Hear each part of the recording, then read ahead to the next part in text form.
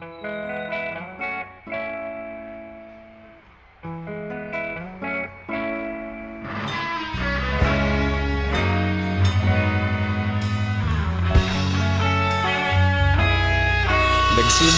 ang lahat sa eskwela, nagsama-samang 12 sa kalokohan at sa tuksuhan, hindi maawat sa isa't isa. Madalas ang standby sa cafeteria, isang barkada na kay saya. Laging may hawak-hawak na gitara, konting udyok lamang kakanta na. Kay simple lamang ng buhay nun, walang mabibigat na suliranin. Problema lamang laging kulang ang datong. Sana napunta ang panahon? Sana nga ba?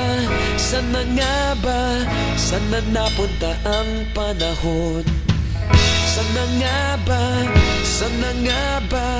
Sana napunta ang panahon? Sa unang ligaw kayo'y magkasama, magkasabwat sa pambobola.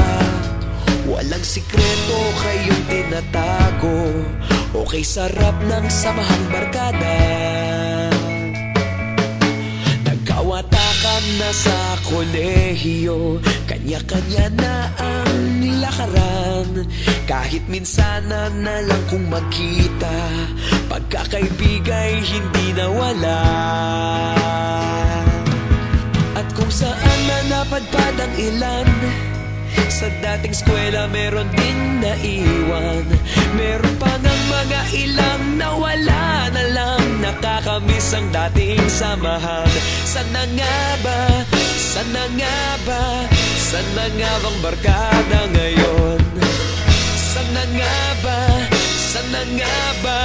Sana nga bang barkada ngayon?